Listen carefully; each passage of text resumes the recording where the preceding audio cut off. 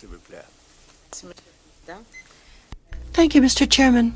I would like to hear Dr. Marcoux on the fact that the CMA proposed a single regulatory system for therapeutic marijuana and recreational marijuana. I listened to the nurses' views, so what is your view? What are the benefits and the disadvantages of a single system?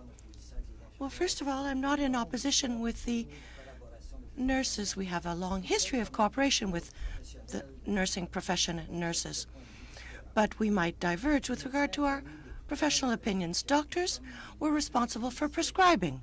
Physicians initiate the prescription process. And establishing a prescription isn't based on the neighbor's advice. It engages the responsibility of the physician.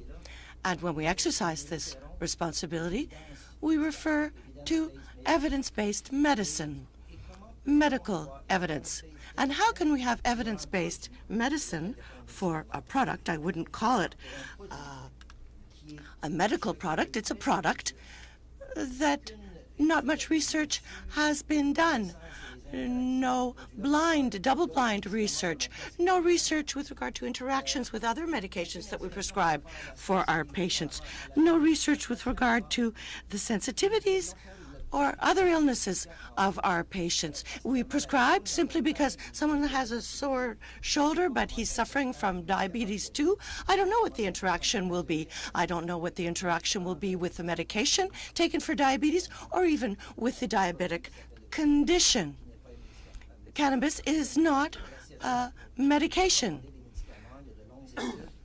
Before medication is prescribed, we rely on the evidence that is there, and we have none in the case of marijuana. If people deem they require this type of product, well, they should have their own supply. There should be a single supply, and over time we'll see if it becomes a drug. Yes, in that case, there could be a two-tier system.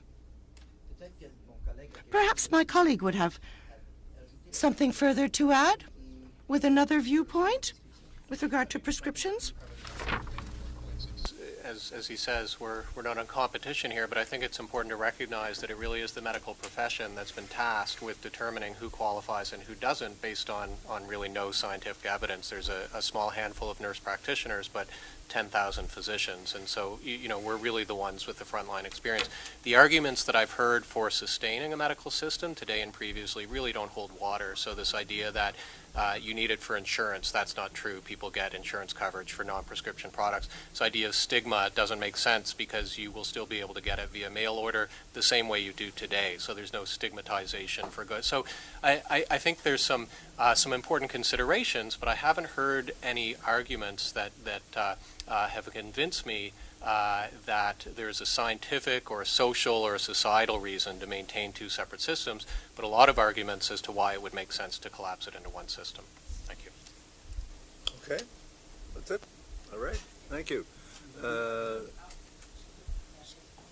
Okay. You do have more time left, Senator. So okay. Thank you. Thank you, Dr. Blackmer, for highlighting. I did want to mention that it's not just physicians who authorize. Nurse practitioners are also able to authorize medical cannabis, and I'm sure Dr. Belneves probably has some things to elaborate on.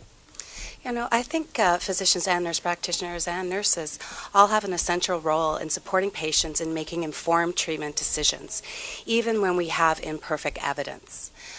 There is a growing body of evidence related to cannabis and cannabinoids. Some are the whole plant, and some are the pharmaceutical forms of cannabis, things like Setivex, things like Sesamet. And I think it's essential that patients are able to feel comfortable going to their primary care provider or their specialist to receive the latest evidence related to the medical use of cannabis. And I feel that if we restrict them to one system where they may in some municipalities have to access cannabis, yes, they can go through mail order, but there are always complications in terms of receiving things through the mail.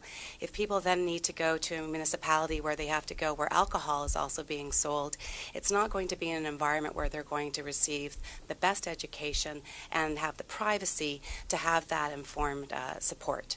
Also, I think it's important to recognize that in order for our licensed producers to have the motivation to do the development that's needed in creating specific products for the medical market, for example, high CBD strains that are not psychoactive, that will only happen if we maintain a separate medical system that has an actual consumer base to it. Otherwise, the focus is going to very much shift towards high THC, focused on receiving a psychoactive effect in a recreational sense.